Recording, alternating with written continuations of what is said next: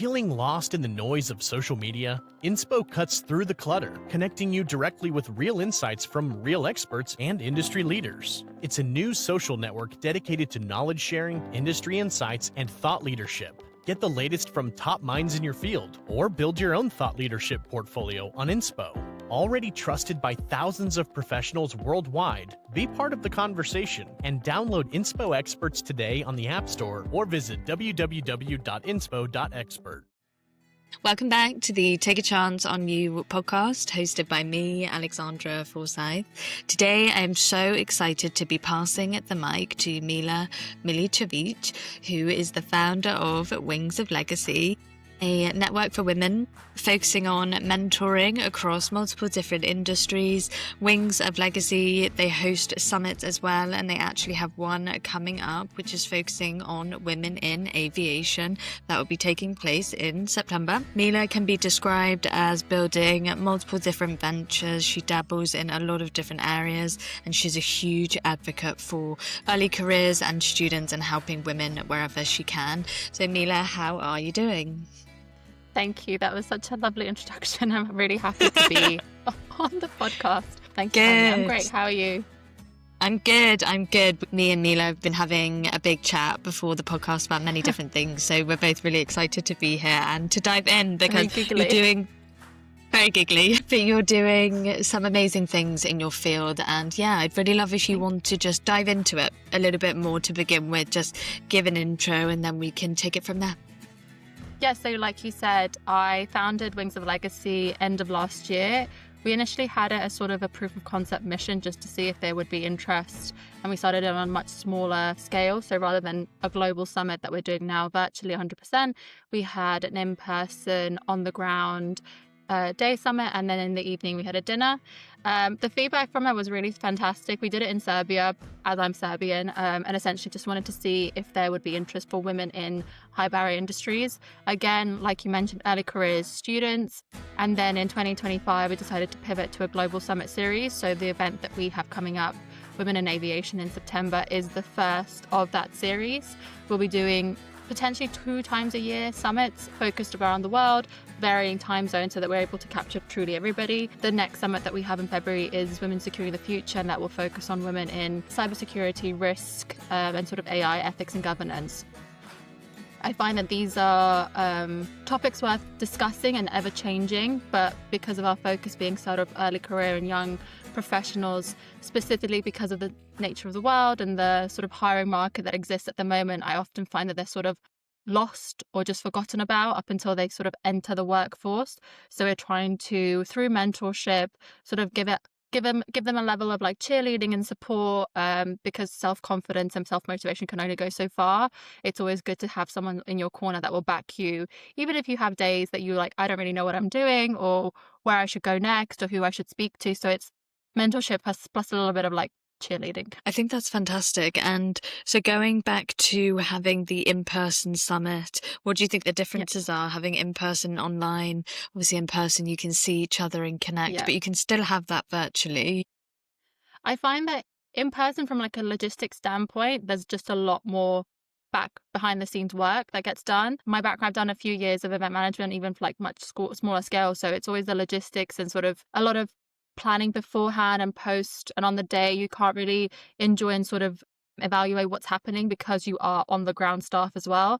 The experience, though, I definitely say in person I always prefer, even though everything can be done remotely and online. I think you just have the human element and actually be able to gauge people's reactions in real time rather than through a screen. So we're going to hope and try and do that still once a year, maybe through like a pop-up that we will offer, maybe seeing where our members are or like our mentees are, and then try to do pop-ups around the world. That is maybe year 2, year 3. I would say the differentiator and why we have pivoted to virtual first is just the accessibility element. So I think our 3 words that would describe Wings of Legacy are visibility, accessibility, and mentorship. So the ability for everybody, wherever they are in the world, to join. If they're not able to join during the time zone that we have the summit in, we are going to record it should the speakers be happy to do it as well. And then we'll leave it within our infrastructure so that anyone who may have missed the day is still able to access it online, and not really lose out on anything.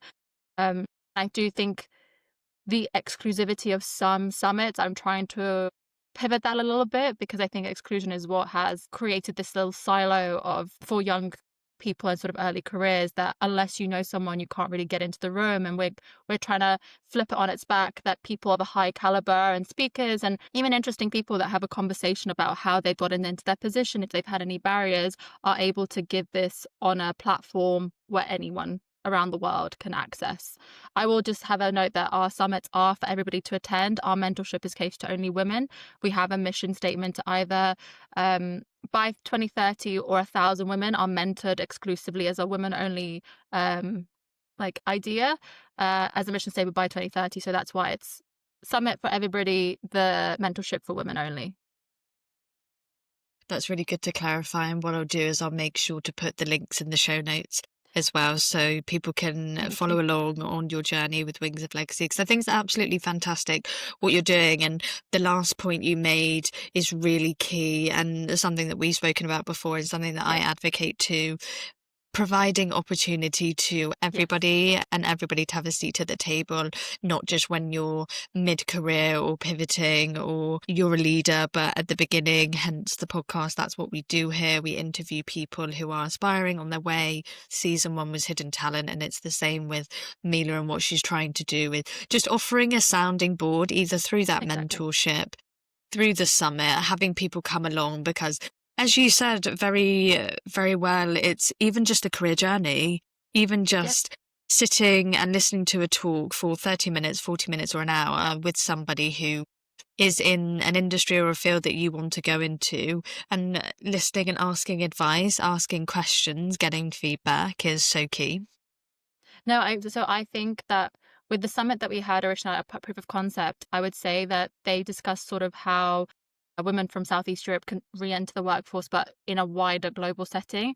So the question that they had there was more about how did you sort of in the 90s leave Serbia and what was Yugoslavia at the time and sort of venture into working in sort of the US? What visa channels did you follow? So in elements that necessarily you wouldn't know at the age of 18, 19. Like you may go and think, I want to be in aviation, and your entire life you've just known that you could be either a pilot or cabin crew, but realizing there's engineers, there's ground operations, there's air traffic control, there's human practice engineering, there's a whole myriad of other roles that exist that you, unless you're in a family that's aviation focused, or unless you have so much self-motivation that you're going to learn on your own, these things people just don't know exist. So I think it's both the opportunity, and I think with summits that I've also been to, you just talk a lot. Nothing really gets done at the summit. So you're very self-motivating. You kind of show up, and rather than just having as like a checkbox of a thing that you've attended, that's why within 30 days of all of our summits, we have the beginning of the mentorship, where you have both the education and knowledge download from a summit,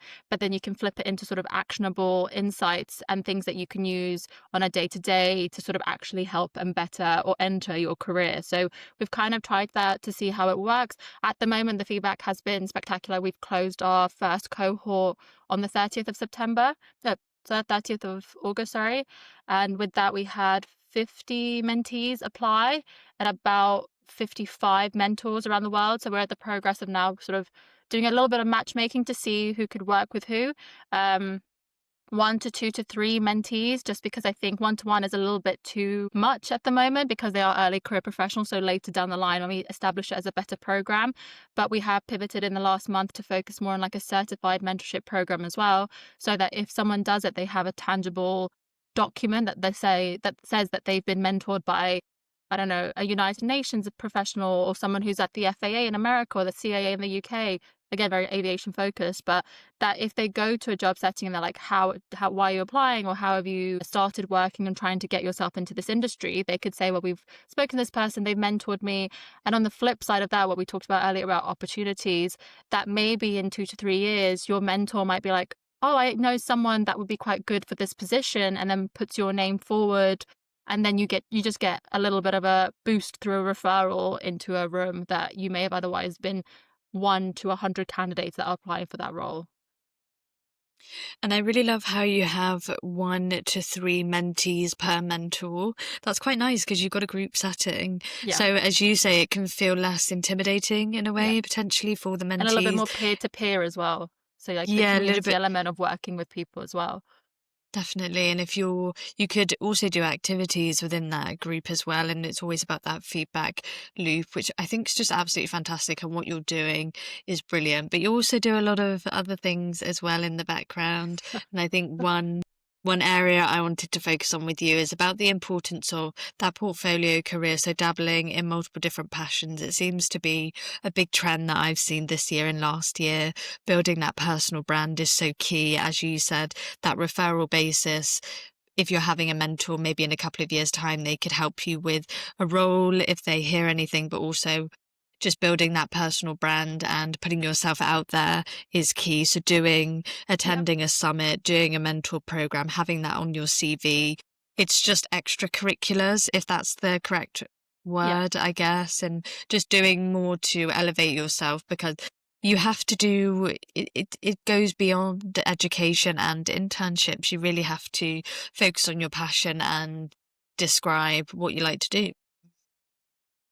Yeah, definitely. I mean, I think in terms of my portfolio career, my background, I have a law degree. I never wanted to go into law. I did a few internships when I was at uni, which definitely set the base of me not wanting to go into law. And then across the board, when I entered my career, I started within like advertising and marketing, operations again, then switched to the Premier League during COVID, then senior production for a conference in Singapore and Abu Dhabi. So it's really varied in terms of industries. And I found that maybe the status quo of like the career industry and like the professional industry at the time, people don't necessarily like that, because they get like, if you're very bored, what makes us sure that you won't just leave and try to find something else? And I was like, well, why can't I do two things at once?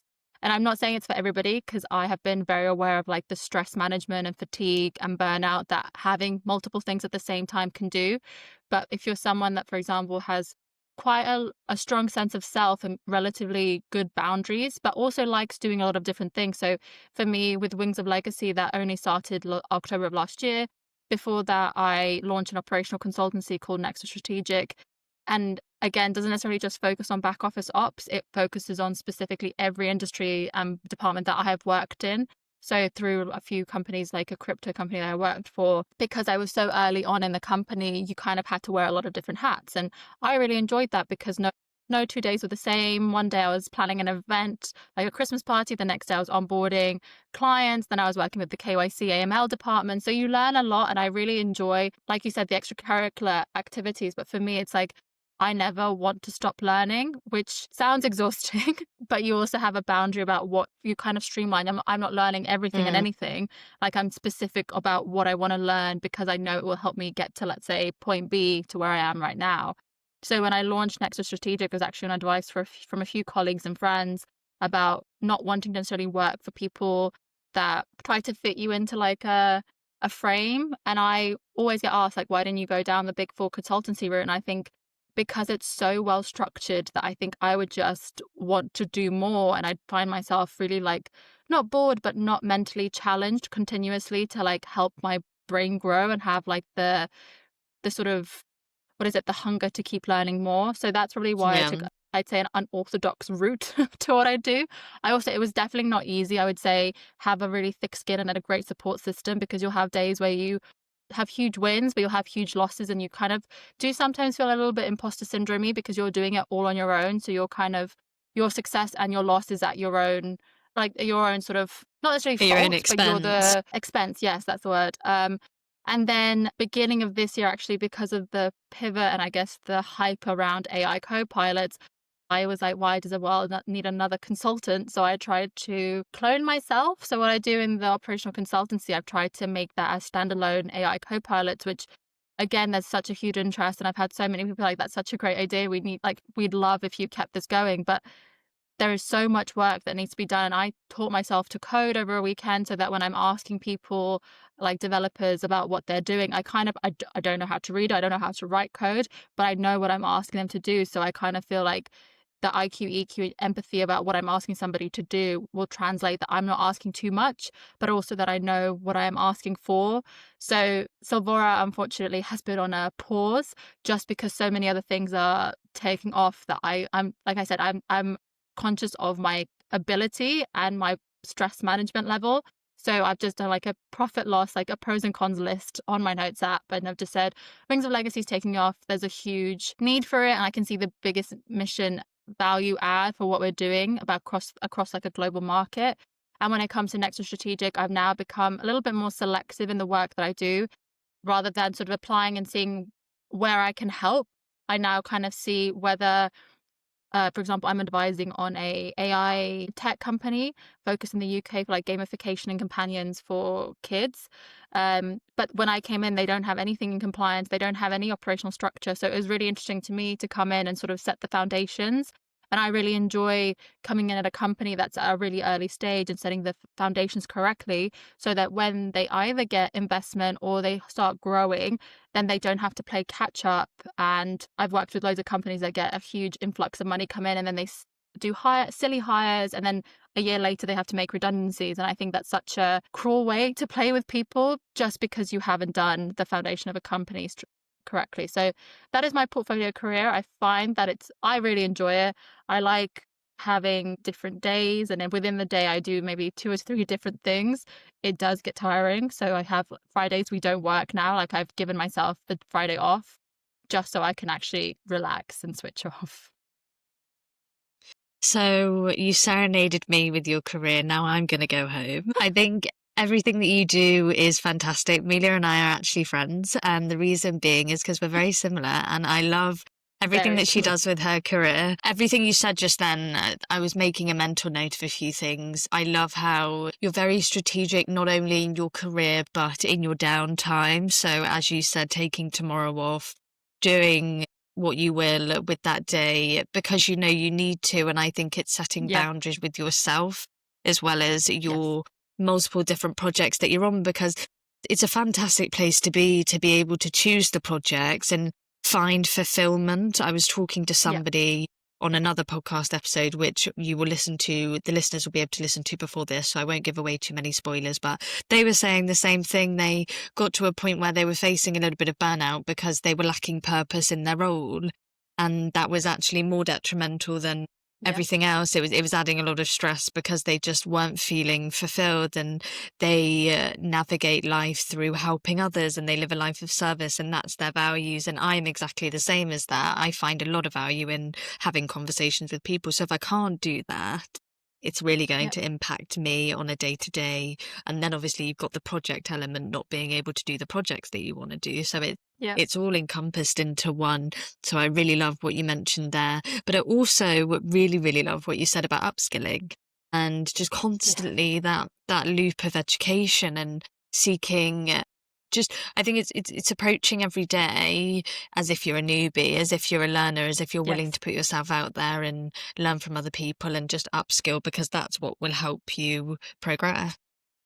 No, I completely agree. I think I was speaking to someone the other day, and I was like, my biggest, like, I have no shame saying I don't know. I'm aware that I don't know a lot. Like, I'm not pretending that I know everything. There's certain things that I'm definitely an expert in, and I'm happy to own that. I'm proud of that. But because I think, like I mentioned, like why our target audience is young people, is because I think there's so many people in the world that are so incredibly talented. There's so much competition that I think there's a personal element. Like, I think a few years ago, I just decided one weekend I was going to do an anti-money laundering course. I don't need to do it. I don't work in anti-money laundering, but both a personal like desire from everything I was reading, like being from Serbia, being from the Balkans, we always have conversations of like corruption and how anti-money laundering. And then I got really weirdly into one podcast about pyramid schemes and multi-level marketing. So I was like, Ponzi schemes. I've gone down that rabbit hole. It's fascinating, but I was like, let me just see how actually you're meant to do it from like a legal side. So I did, like, I think it was like a professional development course just to see how in the UK anti-money laundering is done and what is KYC. And that was again fueled personally by a morbid interest in podcasts, but at the same time, because in my day-to-day I was working really closely with the compliance team. And I was realizing what they were doing. I was like, this is really fascinating about how you do a background check on a client and how actually that's so important, because you don't know where the money comes from, especially in heavily unregulated industries like crypto and digital assets. So I then felt, when I read it, now when I read stuff online, I'm better to critically analyze what's actually the truth from like a news article and what's just fluff or sensationalism to get people just to read the article. So I think maybe there's not really a connect about why I do the further education that I do, but a lot of it, like you said, what you said your previous guest said, it's a lot of self-motivation. And I find that it took a lot of time. Like, I'm 30, I didn't have the strong boundaries to say no. Like, I worked and I used to say yes to a lot of stuff, and I'd be so disappointed that the credit wasn't given, or someone else would take the credit when I'd like step away from the project. That now I'm like, not that I need to be thanked or said well done to all the time, but I'm just like, now if it's not going to be valued or the value isn't clear, maybe I'm not the right person. There's definitely people in the world that will be the right fit, and I have no problem to step aside and offer that to somebody else and give them the ability to interview for that. But for me now, when you're saying like, because a lot of stuff that I do is passionate, I need the motivation that I'm happy in what I do, and I'm very privileged to be able to say that, but at the same time have boundaries. I'm like, well, maybe I'll do it for a few months just to test it out, because I don't know, like, it's really hard from an interview or like a discovery call to get to know someone about what they're actually doing. So I have no problem doing a project for a month or two and seeing how I can help. And then if we have like a feedback call, and just be like, look, is it working for you? Because I'm not sure if it is working for us. And then just step away. There's no harm, there's no foul, there's no love lost. I always champion and want to see every company that I've either worked with or know of succeed. But I'm just aware that maybe I'm not like, people don't have to be a fit. Like, you can have the great skills and expertise, but sometimes you just don't mesh as humans, and that's absolutely fine.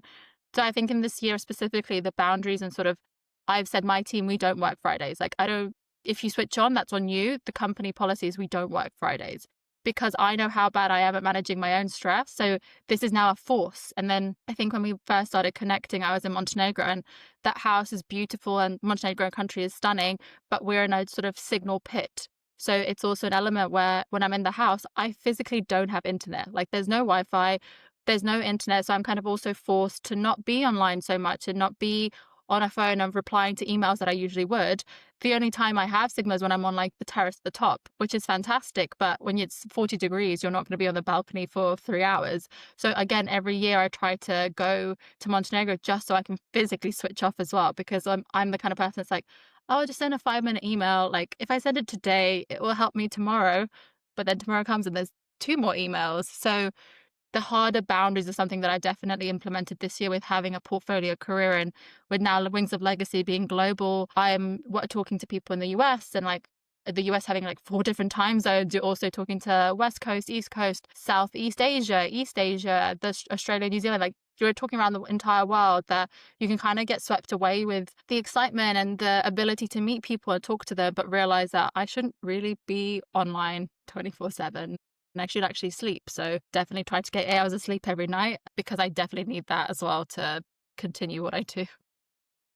Yeah, I definitely feel the same way about the time zones. I remember once I gave a presentation to students in Africa virtually, and the time difference, I think I ended up starting the presentation around 8 p.m. in the evening, but it was early afternoon for them, I believe. Time zone it wasn't too bad, but I was delivering that presentation for an hour, so I didn't clock off until 9 p.m. and you have to think to yourself, I love doing it, and I wouldn't take any of that away, but it's the boundary element. I couldn't do that every single night, because it's just not good for me. It's not healthy, and I'm not particularly the best person to go to, if I'm honest, with boundaries. I'm learning more as I get older, but honestly, I will push and push and push. I'm just quite chaotic in the brain. I love to see how far I can go, but I really love how you've mentioned the boundary thing, and just the company policy, but also putting that accountability and responsibility back onto the employee, so to speak. And I know that several companies do this. They give options. So there'll be a company policy in place should you wish to extend your hours, if you have a deadline, a project, or if the company policy was Fridays we don't work, and some employees said, well, actually, I quite like to come in for the morning and then I'm going to clock off at lunchtime. That's on you, as long as you can make that decision. And I think that's quite nice. I always say, the more responsibility we give to our employees, and the more we push it onto the team to make their own decisions and be involved in the decision-making process, it's a kudos to them, and it builds morale over time as well. It shouldn't just be down to that team lead or the leader in general to make they have to make the end decision, the executive decision, but it should be all of us coming to the table and working together, because it's not a solo journey that we're on. I also find that unless employees are empowered to sort of say, I will be clocking off, they're like, well, I'll just do this. But Yeah. I've said, like, with my team specifically, we've got one guy in Amsterdam and one guy in New York. The New York guy, because of time hours, I'm like, I trust that you're doing what you're doing. I don't need to micromanage you. And also, I think if I took on another responsibility of micromanaging, I would drive myself insane, because I've tried so long to put boundaries in place that now I'm like flipping where I'm not releasing control. And I don't need to control adults. Like, it's insane for me to expect that if I do something one way, they will get the same results. I don't really mind how it's done. And I always say, like, with Wings of Legacy, we've created like an advisory board. So each vertical for summits, I have an advisor, a male and a female, because I'm like, I know that I know some stuff. There's stuff in aviation that I don't know just because I'm not on the ground every day hearing stuff.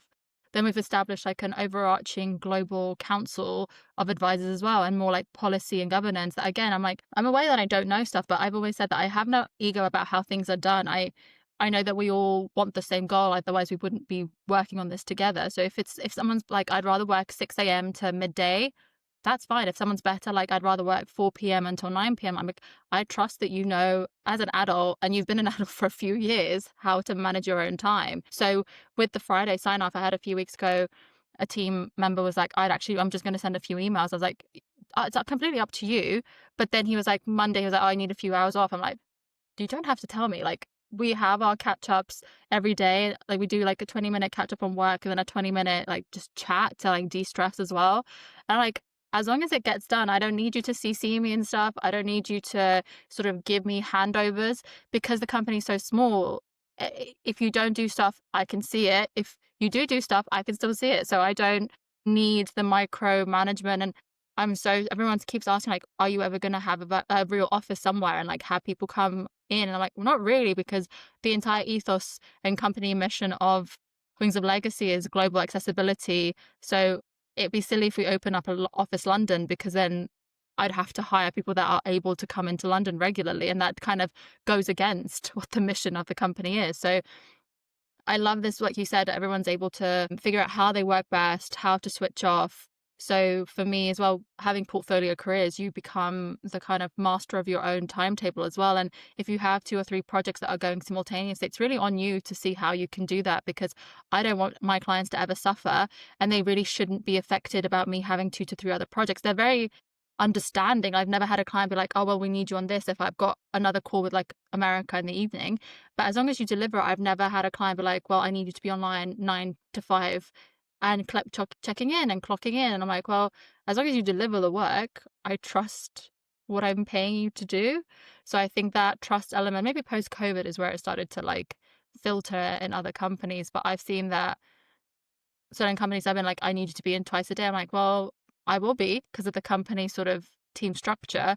But if you're only putting it in so you can sort of clock in on what people are doing, you're not their parent, you're not their mother, you're paying them to do a job. So surely you would have done the due diligence about whether or not they could do the job before you hired them.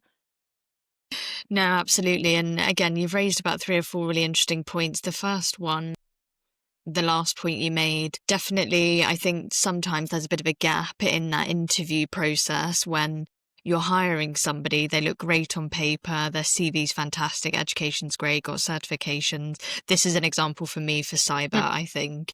But when it comes to asking the critical questions in the interview, it's not so much how do you work under pressure, because we all get stressed. I do under pressure. It's not necessarily how you handle that. But going back to your points with checking in, doing the projects, making sure it's delivered for the client, I think there are just some scenario-based questions we could be asking. Yes, how would you like to do this? Are you comfortable speaking to clients? If a client wants more of your attention, but you're on 2 or 3 other projects, how would you navigate that? So it's more giving scenario questions based on the actual role, rather than those checkbox questions that we ask. Where do you want to be in 5 years? Do you want to work at this company? Yeah. Why do you want to work here? I think we could go a bit deeper. So that's just something general that I've been talking about just on the cyber side, but then I know other industries are discussing that as well, and how actually can we get the most out of people, as you say, before they come to us. because it's not that it's too late, they're onboarded, you can mold people, you can train people up, but we want them to get the best out of Yeah. the company because it's more about their lives as well as the business. Yeah, no, I completely agree. I think what you mentioned about the interviews, my biggest pet peeve is when companies ask you to like do a case study or a question before, and I really don't like free labor. So I've only ever asked once, and I was like, I just want to see how you're going to map like a social media calendar. Keep it completely empty. Like I'm not giving you anything. Just map it how you would post. But after that, I'm like, especially when they ask questions like about theory, I'm like, I know you're asking me to make like an operational structure about how to apply for something.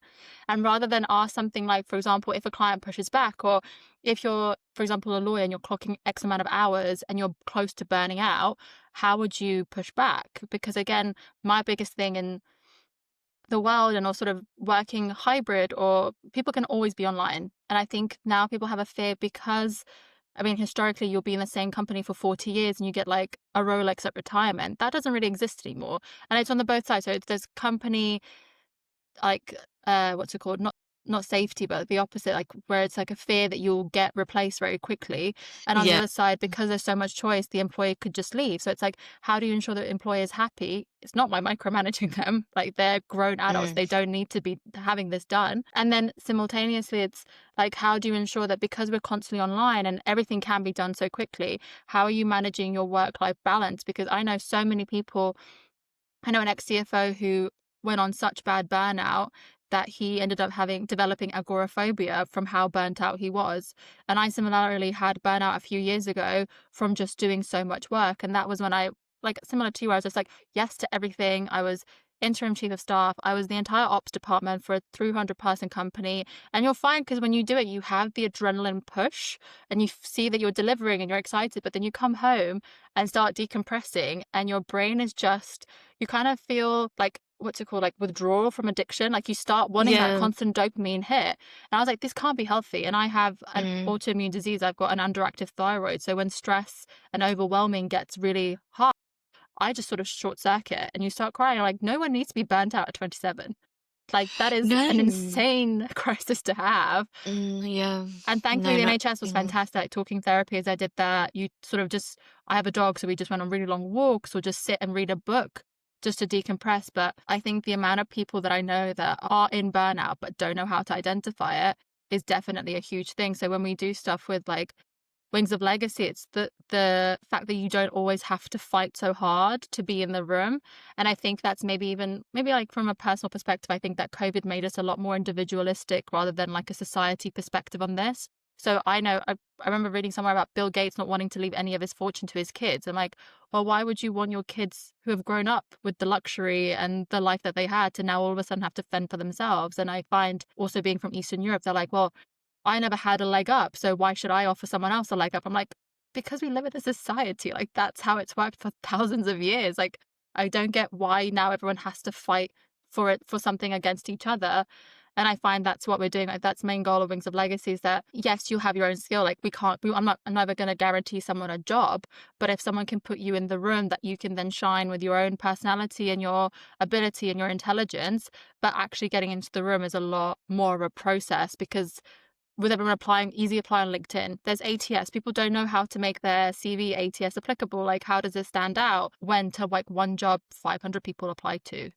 And you just kind of feel like you're screaming into the void. So I think I said this and I'm now officially saying it sort of in the public is that my goal of Wings of Legacy is that it becomes like the scale of LinkedIn, but with like Chatham House rules, where it's like people will bring you in because they know who you are as a person, but also your capabilities. So that is like the long-term mission. I really think that with my portfolio career, things do mesh with each other. Like there's a clear theme between my operational consultancy and Wings of Legacy and even Solvora that whilst at the moment, when you look at like the websites on their own, they kind of look like standalone, there is a thread of sort of inclusivity, the foundations that people like with Nexa being like the foundations of a startup, how to be operationally sound.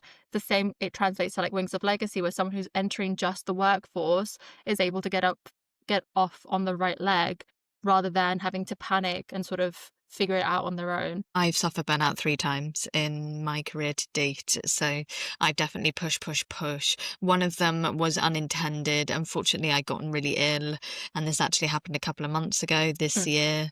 And I'd gotten so unwell, I pushed it even further, and I just increasingly gotten more and more unwell as the weeks went on. Eventually, I just had to take a breather. But before that, I've been the same as Mila. I've suffered burnout due to stress, and I've got a few of my own issues going on in the background. So it's just the case of, yeah, you need to take. It's interesting because I do know the warning signs now. I Mm. know when everything's getting a bit much and I need to take a step back. So if you can just try and, I guess, be kind to Yes. yourself is one word, is a few words that I always say, words of affirmation. In the morning, something very simple for me is I give myself a little wink in the mirror, tell myself I love Love that. myself. Let's get That's on with so the good. day. Yeah. When it's a bit egotistical if I think about Just it. walk around Actually, every mirror just winking at stand there. yourself. Yeah, just give a wink to myself and I just say, let's go. And if it's been a really crappy day, even some days that have been really crappy, if I've gotten to 3-4 p.m. in the afternoon and it's just not, I feel like there's no light at the end of this tunnel today, I stop. That's Yes. it. We're not Yeah. doing anymore because it's just not worth it. Nobody's emailing me. It's fine. The work's been done to its capacity and I need to just step away. Yeah. And as you say, either go for that walk. Sometimes I go to the cinema. I love to Yeah. watch films, so I'll just go and do that or go for dinner. I love doing things solo, so I'm very much I'll make a quick decision and off I go. Yeah. So that's just me. But if you've got a partner or your family or your friends, go off and see them.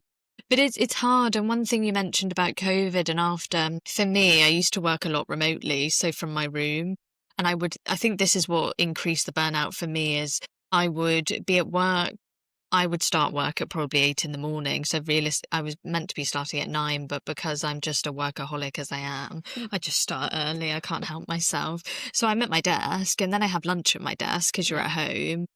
And then you get to 5 o'clock, I'd work past that, Yeah. maybe to early evening. And then I would sit there and I'd think, what do I do now? Yeah. I've done this whole day. And as you say, you feel a bit drained because you love what you do. And it's not about that. It's not about you not liking what you're doing, but it's that in between. Well, now what do I do? So it's definitely that work-life balance and it doesn't have to be take a load of time off a year and do all of these extracurricular hobbies. It's just take time for yourself. Yeah. And Yeah, it's I just agree. put yourself first wherever you can. As you say, you're taking tomorrow off at Friday. So I've just revealed that we're recording on a Thursday. You're taking tomorrow off, which is a Friday. And yeah, it's just taking time for yourself as much as possible. It's really hard. And It one is. point I wanted to make earlier on when you mentioned, this leads me on to kind of leadership styles, and everybody's style of leadership or leading a team is very different. So Mila has very much pointed out that she doesn't like to micromanage. There doesn't need to be a handover in some situations, and you don't need to check in all the time. I know that there are other leaders, myself included. It's not that I need a detailed handover, but I need to check in with you. Yeah. And I think that's more for my comfort and more for me. I just want to make sure you're okay. Yeah. And there's just leadership styles are just different across the board. There are some leaders who are very micromanaging. I've had them in the past and they just want that. They Yeah, want that yeah, yeah. document, that PDF handover, and it's got to be 10 pages. And I think to myself, you're not even reading that. No. I put no. that together. You're not reading it. We've got this check-in, but neither of us is saying anything because there's nothing to talk about. It's all So written down I'm a in bit 10 pages. yeah, I'm a bit unsure what's going on here. So I think there's 2 ways you can do it. Definitely no micromanaging. I completely 100% agree. We've got to be giving trust back to people. They need to be making decisions on their own. They've got to have that empowerment to do it. But I was talking to another guest on the podcast and she mentioned she does just like to have that check-in, but she puts the ownership back onto the employees. So they decide, they put that time in the calendar and say, I want to have a check-in with you today. So she doesn't do it. She's on the back end. If they put it in, great. If they don't, fine. But again, it's always about it's just choice. Yeah. And I think it's also, if you empower people, obviously like saying, well done, and this is like fantastic, words of encouragement, like me and my team. So like I said, it's only very short of us. The team member in New York, we have once every 2 weeks because of just time zones. but I speak to the other team member constantly. Like, we're friends and we're also colleagues. So every single day, because he's doing his master's now as well. It's like, I finished school, I finished classes here. Shall we do a catch up? And I'm like, yeah, we can. And like I say, our catch up is like 20 minutes of updates from me, updates from him, what we're doing next week. But because they happen so frequently, I think other than Fridays and maybe Tuesdays, we don't really have an actual catch up, like 20-minute like not necessarily a handover, but just a sit rep of what's happened. And because we're in such constant contact during the day, I know what he's doing, he knows what I'm doing. We have like a shared Airtable, what I have access to, he has access to. We used to have for Wings of Legacy a shared inbox, so it all gets come through at the same time. So we're both sort of aware of what's happening in the company.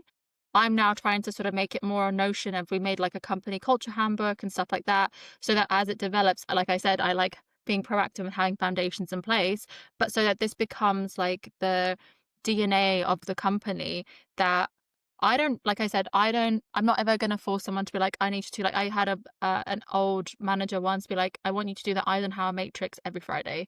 Send me over what you've done, what you think you shouldn't have done. I'm like, that's fantastic. But when you're in operations for a conference production, my Eisenhower matrix is 2 pages long. There's loads of stuff that I shouldn't be doing, but I am doing because no one's going to get it done.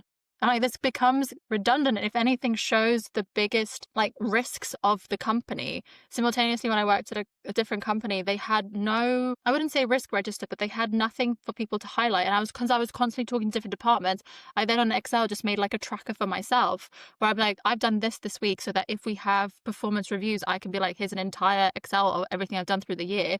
But at the same time, like, flags where I'm like, I know this is going to be a problem because this is not how it should be done. And then eventually, and I'm never going to say the company's name, but that became a risk register for which they then applied to the FCA with. And I was like, that's not good. One operations manager should not be the basis of a risk register going for your regulation. And I was just like, I don't get how some companies are so strict, but then they fail on like the 360 approach to actually push it through. Because I feel like they think if we do these check-ins or like overly check-in, that's fine, we're on top of it. I'm like, well, you're not really, because someone could just be telling you what they're doing. And you also don't have that human element where people could just be like, well, I'm now really burnt out, because a manager should be seeing, should someone be doing this amount of work? Can I step in and help? Because that's how I've approached a lot of stuff. Like I said, with the devs, like if I'm asking someone to do something, I have definitely done it. Like, I'm not asking anyone to do, like, when we build out the team, I'd like to bring on someone for like partnerships and sponsorships. But that's because for almost 18 months, I have been the lead on this. So everything that I'm asking someone in my team to do, I've done it. I've kind of created a guidebook so that you're not doing things from scratch. But if you need help, because I have done it, we can do it together. And it's kind of like, I don't like when companies say we're a family. Like, we're definitely not a family. But you have to have the empathy element that people are just people at the end of the day. And I would hate my team to think that they have to like live to work, or work to live or something like that. I want the work just to be something that you do for 8 hours a day, get paid, you actually enjoy what you do. And then when you clock off, you can just not look at your email or look at your phone until the next day, because it's not the end of the world. Like, the company's not going to burn down because you didn't answer one email one night. And if it does, then there's bigger problems at play rather than an unanswered email. And when you mentioned sometimes a productive having too many check-ins is counterproductive, because that person may not feel they can speak up about burnout, how they're feeling, etc. There's one example I have when I was leading teams in the cybersecurity space doing threat intelligence. I've never forgotten it, because it was really a moment for me. I was working very closely with a team, and there was one person in particular, and she just didn't want to do the role anymore. And obviously, being in consultancy, we're on a lot of different projects. We were on a very big client, and the client was needy in the best way, because I love when I build a relationship with the client. So if they want me to interact with them every single day, that's absolutely fantastic for me. That's my personal preference. I really love that. I'm just all about them. But I think this being my team member's first introduction into this way of working, it just wasn't for her. She just didn't want to be in that client relationship as much as she was. She didn't want to do the industry that we were in. She didn't like the job at all. And I remember being in that meeting with her, and it was a one-on-one. I was just checking in, and she just said everything. She was very calm about it, but she said, I don't want to do this anymore. I don't want to do any of this. And it's such a moment for, I think, yourself as that team lead, because there was 20% of my brain, I couldn't figure out why not. What do you mean you don't want to do this? This is the best thing in the world. And then you have 5 seconds where you think to yourself, but that's you, Alex. Yeah. That's what you want. That's your mindset, and that's how you work. For her, she doesn't want to do it anymore, so you got to let it go. Yeah. And you got to help her now. And I remember I then went on to speak to my superior straight away on a call and said, we need to get her out. She doesn't want to do this anymore. I'm not going to keep her on the team because it's counterproductive for the others. Because if she's not liking it, she's not going to put the work in, no detriment to herself, but she won't. So it's just figuring out how to best suit people in general, listening to them, sometimes not responding straight away. So in this example, I didn't respond straight away. I just listened for as long as I felt I needed to. And then I gave my response and said, right, we'll sort it out. It took a while. It's not a solution. It's not a fix overnight. You've got to get people in to replace. You've got to resource. It can take a month or two. But she's been heard. But she's been heard. She's been seen, and I've given that to her, even if I didn't want her to go, because she's fantastic and she's so good at her job. And it breaks my heart when it happens, because you can't figure out why, but it's just not for them. Yeah. And it happens a lot. I've watched some of my colleagues leave cybersecurity. It's just not for them. They're just had enough. They want to go. You can't keep people like this. They need to prosper. They need to be in an environment where they will thrive, and they will, because they're so intelligent and they're so smart. But you have to let them go. And it goes back to your point. Sometimes if we hold the leash too tight, and we have all of these check-ins, and we have this micromanagement, and we have this handover, and we hold people too close to our chest, it benefits us because we feel comfortable, but they don't. Yeah. So it goes back to that emotional intelligence piece we've spoken about, that empathy. It's really heartbreaking. I know exactly, and some listeners will be able to identify with it, leaders listening in. It's so heartbreaking, because these are fantastic people we work with, but time's just not right and they got to go. And I do think that you'll establish better relationships with them down the line if you support them to sort of switch into what they do feel motivated for. Because again, just because they leave, that doesn't mean the sort of personal relationship has ended. The working relationship has. And you could always check in and sort of network like that. Because I always find that people that I worked with previously who have left when I was in COVID testing, a lot of them were just students who worked in the labs, and they're like, I don't really want this. I want to go. I'm like, yeah, of course, go do it. Like whatever you want to do. I know that you haven't like spent your life wanting to be in COVID testing, but they've done it in the interim. They got the education they needed. They're now sort of, I would say, not necessarily empowered, but they're more confident to say, I really like this, or I really don't like this. Whereas they would probably, if I forced them to stay on and be like, I'll just wait 1 more month or 2 more months, they would probably start either resenting or like just not enjoying showing up to work. And you're at work for 8 hours a day. Why would you want to do something that you're not going to be happy about for 8 hours a day? And then the team, like you said, the morale just drops. And I'm just like, if someone's like, I'm not enjoying this, we can either try to figure out what you would enjoy within the company, or if you're like, I'd like to explore what's out there, like, do it. Like, you're 20 years old. You've got 40, 60 years to figure out what you want to do. Who am I to sort of stop you? And I would, from like a personal perspective as well, like, again, tying to Wings of Legacy, it's like, why wouldn't you want to bring someone to an area that they didn't know about, or like help them get into a room for a conversation that they enjoy? I'm going to signpost Wings of Legacy on the podcast so everybody knows. But we do Wings of Legacy, yes. And I will be, like I say, sharing the links in the show notes. But I was going to, one last point I want to make, because this has been a really nice episode. I feel like it's been very conversational. We've just spoken about so many different things, which I think the listeners will really see value in it, either if you're at the beginning of your journey, or if you're just stepping into that leadership role, or if you've been there for a long time, but you're maybe not stuck in a rut, but you just want a bit of a refresh in terms of strategy. This, I think, has been a great episode for people. But I wanted to go back on what you said about affirmations, because that's really powerful in terms of not being afraid to, obviously not every day it goes the way we want it to, but we do need to celebrate the small wins. And I actually 100%. can't remember who I spoke to about this, or either I put a post out online and I said, what about if in a stand-up, so you have a stand-up, for anybody listening not familiar with the term, is where you have a meeting with your team. You could either have this, some people do it every day or once a week, and you have the team all together and you just reel off what projects you're working on. In a consultancy, it would be what projects you're working on.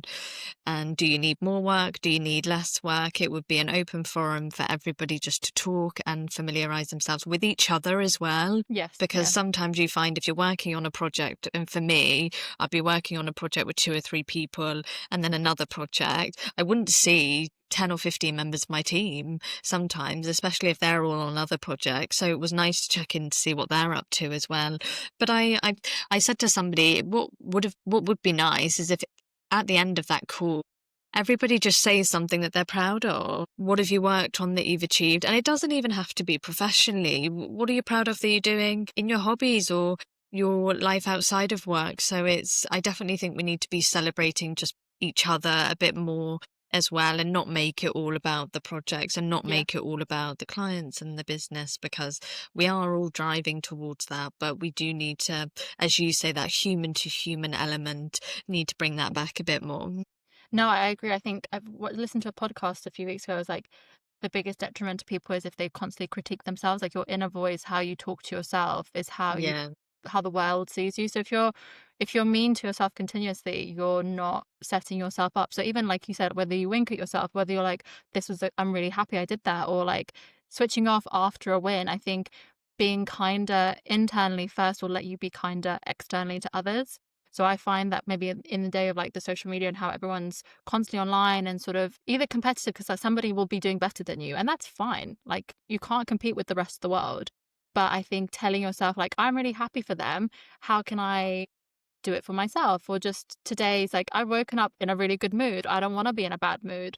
So I do think the affirmations start from within, and I fully support the stand-ups, because I also think it's really easy to be critical about where we're doing for like the business. Like if you have a revenue line or something like that, or a client to get over the line, you can be like, oh, well, we haven't done this, we need to do that. And that immediately you're negatively talking to the rest of the team. Whereas if you're like, we've done this really well, but here's what we could improve on. It's just the verbiage that goes from really hard critiques to sort of soft, constructive criticism. I think human brains are just a little bit more attentive to that rather than constantly hard critiquing, because you just then become pessimist and you kind of self-assess, self-diagnose and self-evaluate continuously. And I don't think that's healthy.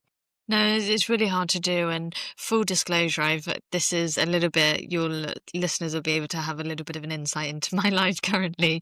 I'm very busy at the minute, but something that I've started doing, and I used to do this when I was a bit younger, is I watch a little bit of trash TV, as we say, reality TV. And I've started watching Say Yes to the Dress. I don't understand what's happened. I love it. On YouTube, I've started watching it. And for anyone unfamiliar, Say Yes to the Dress, it's brides going to a bridal shop and they try on wedding dresses, and then they look into the camera and say yes to the dress when they found the one they're looking for. Absolutely love it. Used to watch it a lot when I was younger. Recently, just, I don't know, I think my brain needs to switch off somehow, and I either read, listen to podcasts, or now I watch Say Yes to the Dress.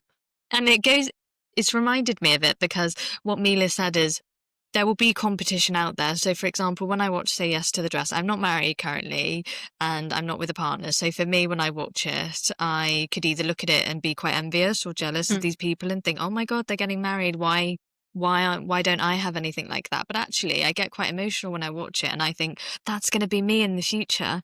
So it's flipping that switch. And it's exactly what Mila's just said then. When you're looking at somebody who maybe is 3 or 4 steps ahead of you, or they're in a career that you want, just think to yourself, that will be me in the future. I can get myself there, and be a bit more optimistic about it, and then start to roadmap what will it take for me to get there. And as soon as you start to think like that, it's magic.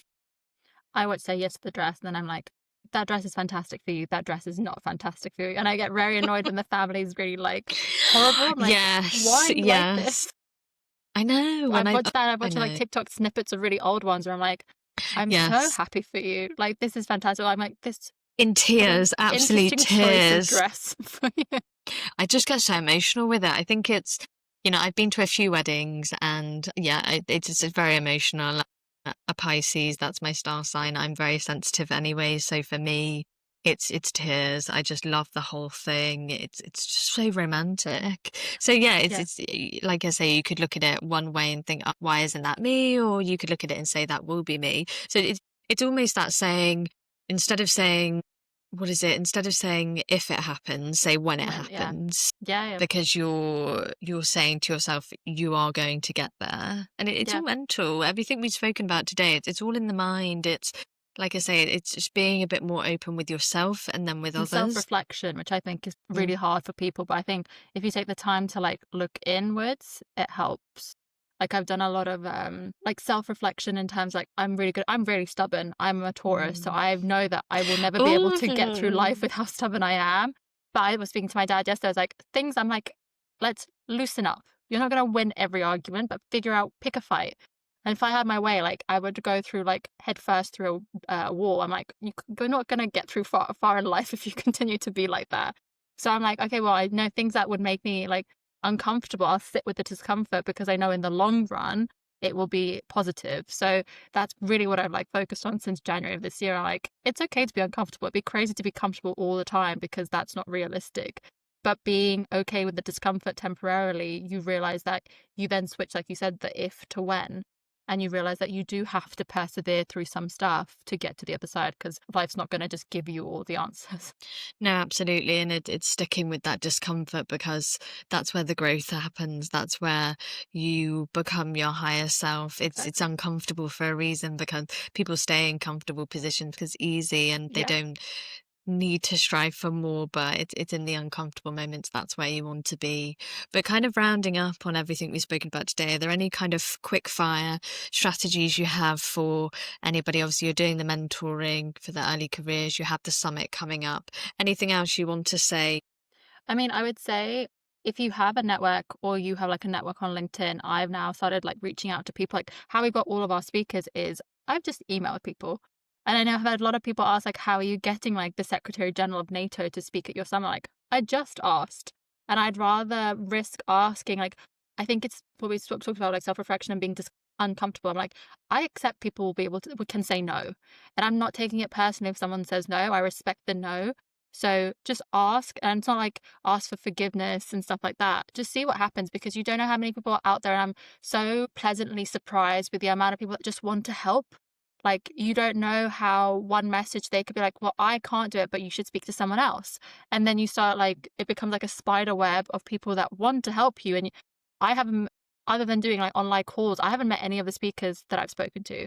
So this is all from like conversation, having alignment, and then seeing the mission. So my sort of thing that I'm now doing is, what's the worst that could happen? Someone says no, that's okay. Like that is, you expect them.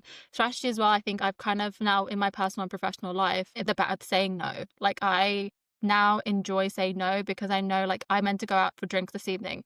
I don't want to. I'm so busy. I literally just want to sit at home, watch something with my dog and just have an early night because the week is so busy. So I don't have like the FOMO. So I think even professionally and personally, just being able to say no and realizing that. And I think even though they're not technical steps in strategy when it comes to business, but not being worried that someone's going to say no to you because you're not being rejected. They could just be saying no because they don't have the time. It's not a personal rejection. And also then at the same time, you being able to say no because other people need to respect that you have boundaries as well.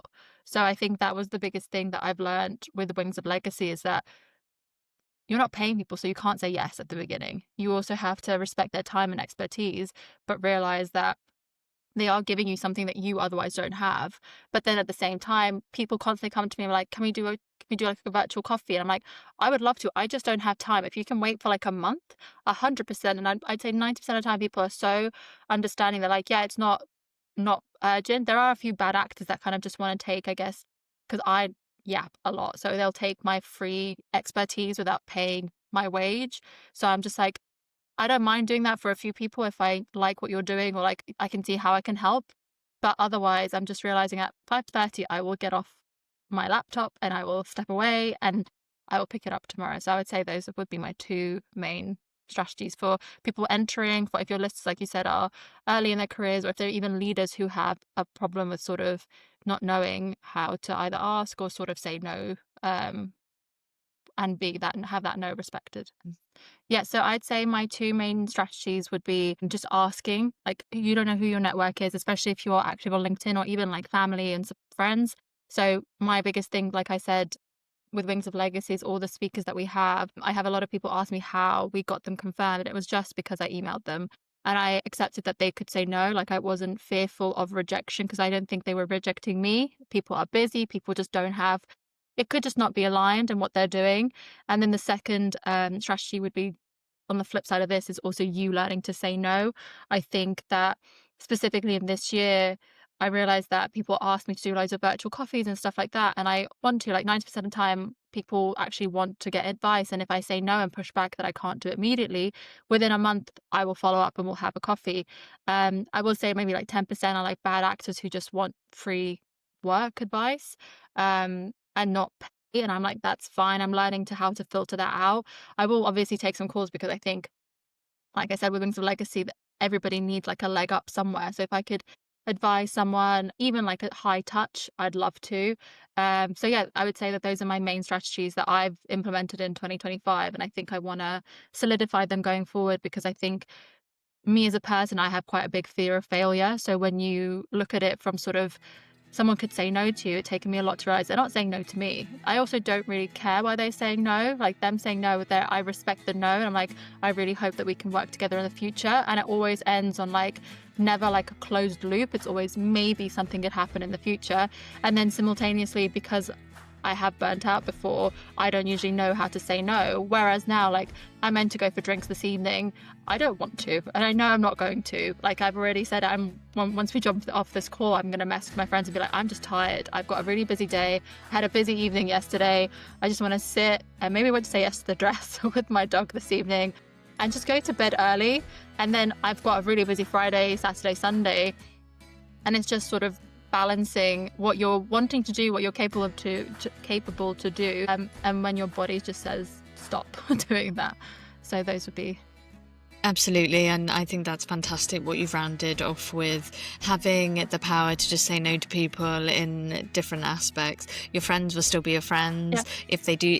If something happens and you say no to drinks or seeing them and the friendship doesn't last, that's something you have to think about.